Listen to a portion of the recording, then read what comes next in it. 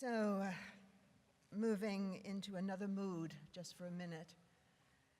And that mood is one of consternation and sadness, and the shorthand version is Sri Lanka.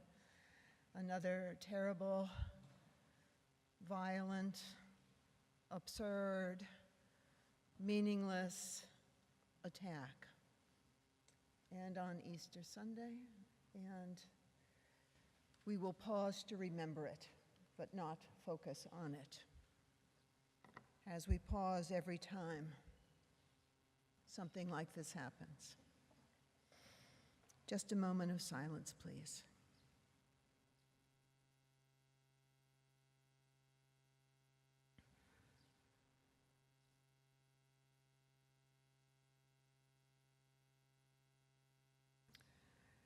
Amen. So, happy Easter again, for real. The thing we've heard the most from the people of Paris is this morning call, which goes something like this: we just took it for granted. We just took it for granted. So while we let that sink in, permit me to flatter you just a little bit.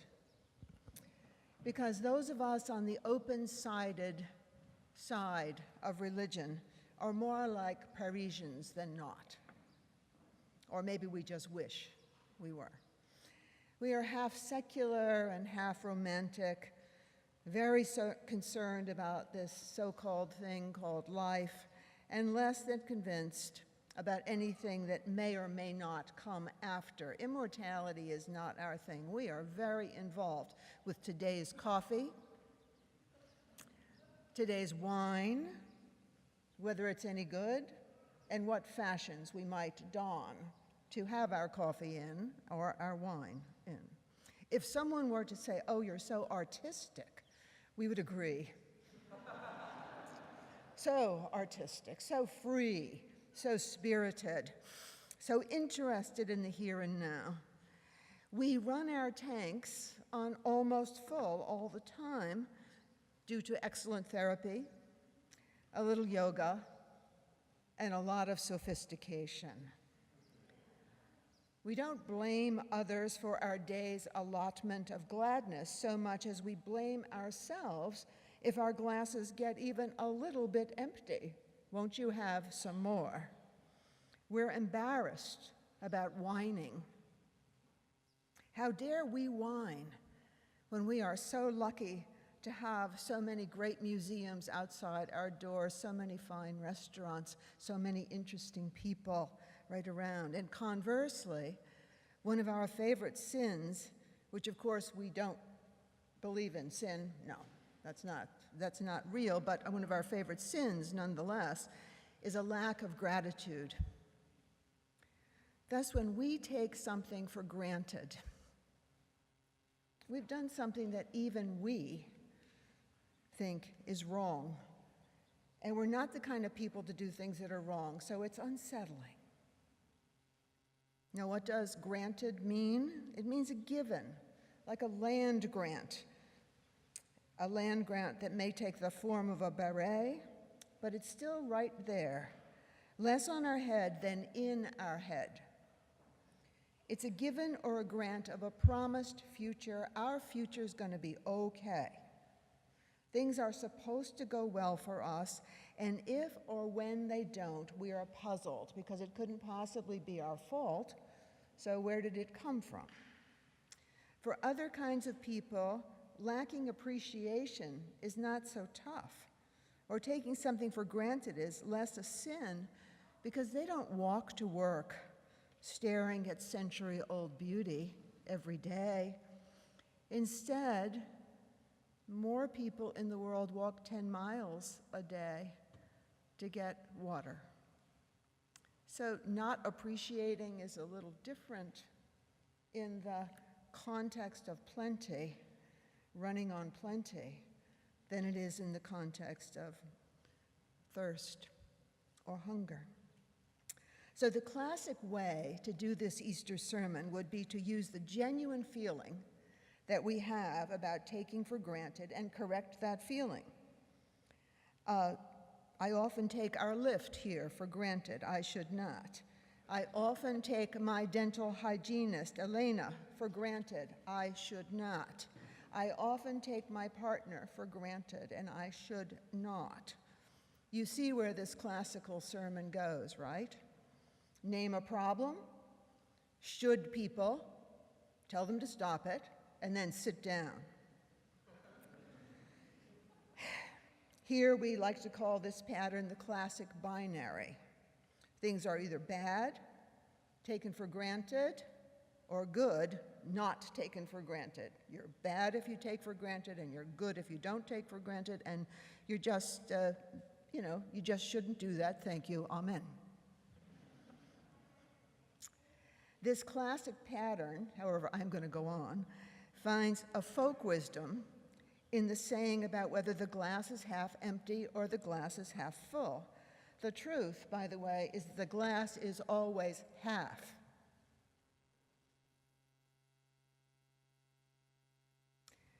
Micah and Henko have taken this title to its beautiful extreme in this morning's cantata, of which you will see more. And they're going to talk about there being plenty, even when there's half. There being enough, even when there's half. When you devolve religion, which is more sophisticated, by the way, than folk wisdom, although they often agree in so many ways, you end up encouraging people to be more optimistic. Always look on the bright side. Or be grateful for the fires in your attics or the lift that's down. They bring on the new. Trouble makes us stronger. Crisis is good for us. We get new cathedrals. But I gotta tell you, Easter spirituality is not optimism. It's just not. It's a thing more like hope. And hope is something you have on the 10-mile walk to the polluted river. Easter spirituality, more positively put, is taking something big for granted, not something little for granted. Something as big as your immortality. I can't believe I said that out loud. And living as though you were immortal. You're not going to die. I mean, you're going to die that way. But then you're going to live. Easter is taking for granted our immortality, and not just your immortality. Not just you with the beret and the great museum walk. Easter assumes that life goes on, and Easter spirituality is living as though life goes on, as living as though there is plenty of room, plenty of time, plenty of space, and it is for you. And that's why you don't need to be afraid of terrorists or evildoers or people that just are going to live the rest of their life with having made a terrible mistake that set something on fire. It's about immortality. You value yourself because God gave you life and will also bring you through death. The birth canal is like the tomb. The birth canal is like the River Jordan. You keep crossing over. You live one miracle after another. Einstein was right. He thought there were two kinds of people, the kind that don't believe in miracles and the kind that think that everything is a miracle. You are important enough to go from stardust to stardust. The world systems may think you are unimportant, but you know you have plenty of time and plenty of space and plenty of life, and that when corporally you die, something else happens. So listen to my mentors, if you don't mind, for just a second, and listen to the way they bother me. They set up a problem and resolve it. They set up a binary and cohere it. They rarely understand that some people are still this morning, as we sit here, comfortable and about to be fed, looking for water, walking. That for some people, the glass is physically and spiritually half all the time. Bill Coffin sets up Easter as the confrontation between powerless love and loveless power. Then he accuses us of not being strong enough. Quote, "Few of us are truly evil. Most of us mean well. We just do so feebly." Unquote. What is the problem? The problem is weakness. Get strong. I disagree. Women who are not heard or appreciated or even seen are not weak. We just have different strengths and different powers than men do, and we know we have something. We know that often when we speak, like the three women coming out of the grave and talking to the disciples, the A-team in the resurrection story, when they speak to the disciples, it's like all the disciples think, what? What did they say? Let's move on. When women speak, we often think that people need to find their hearing aids. Harry Emerson Fosdick sets up the same set of issues that Bill did. Quote, "The world has tried in two ways to get rid of Jesus, first by crucifying him, and second by worshiping him." Jesus, it's a great line, Jesus doesn't ask us to worship him. In fact, Jesus discouraged us from worshiping him. He said, don't go there, just follow me. In faith, Fosdick goes on, is about following Jesus. And so in Fosdick's setup, we don't trust enough. We don't have strong enough faith. With Bill, we are wrong because we don't act strongly enough, and with Fosdick, we're wrong because we don't think or have trust enough.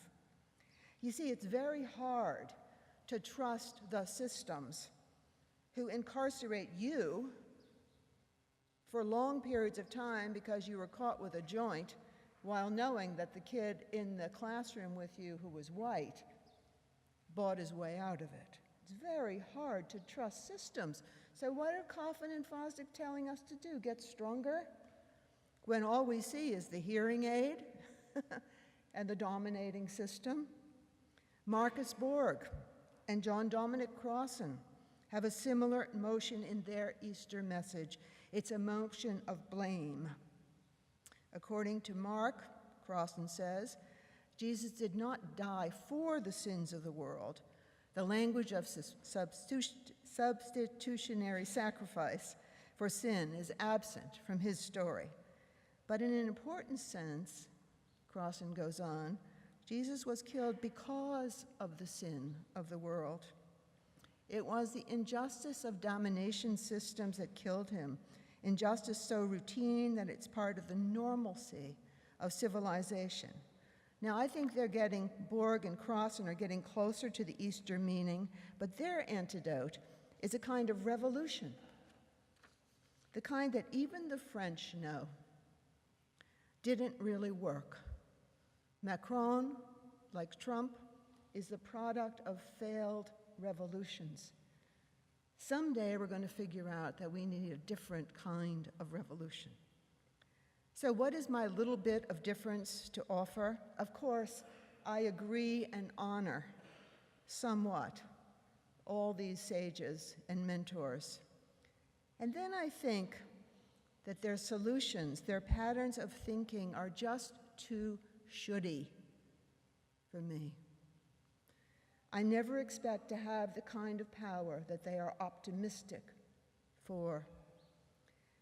I can only hope in that kind of power. It's just too big for me. And I think it increasingly puts the lie to religion because it is too big for most of us, even those of us with 401ks. You want me to see the glass as half full, and I can never see the glass as anything but half. I need to look at the tawdry right next to the tremendous and join James Baldwin's famous critique of white people, that we only know how to be happy, and we don't know how to be sad, and that we will be whole when we find out how to be happy and sad at the same time, whether we're righteous or sinful.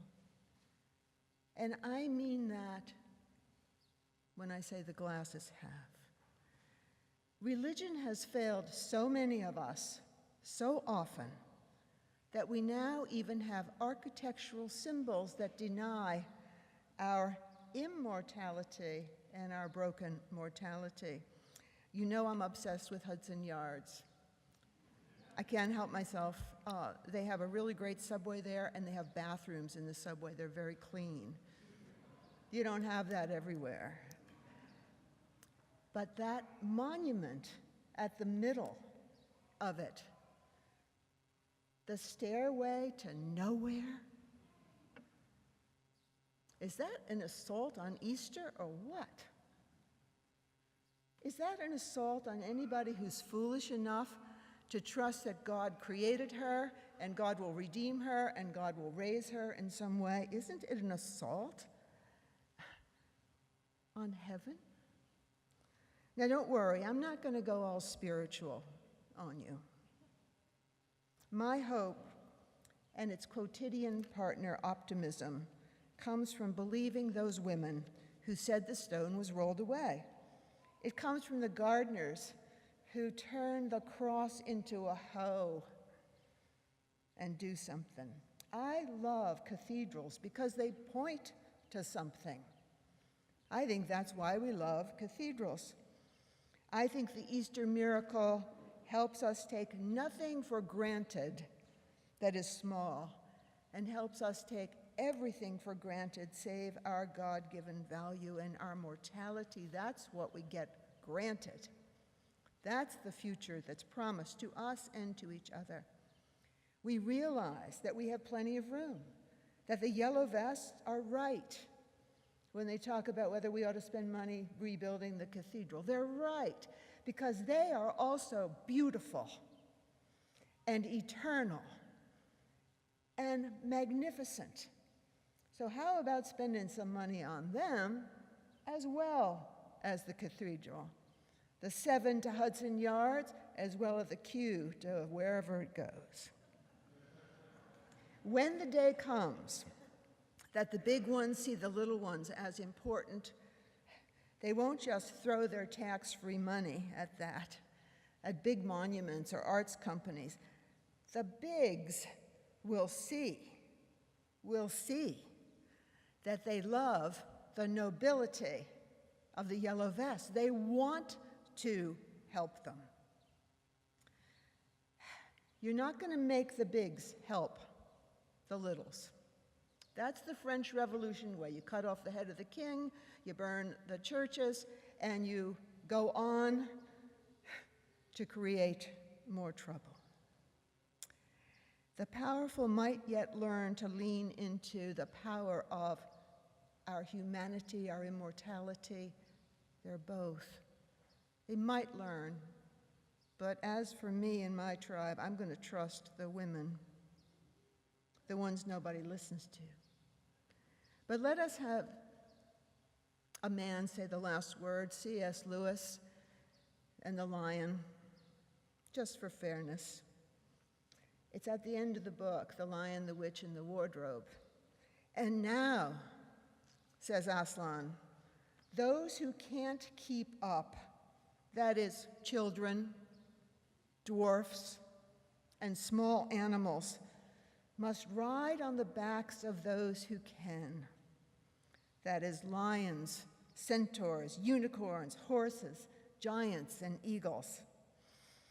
The most pleased of the lot to hear this strategy for the final battle was the other lion, who kept running about everywhere pretending to be very busy, but really in order to say to everyone he met, "Did you hear what he said? Us lions." That means him and me. Us lions. Lions are also immortal and deserve respect. Powerless love meet loving power, and then the story's over. I mean, the story's never over. Amen.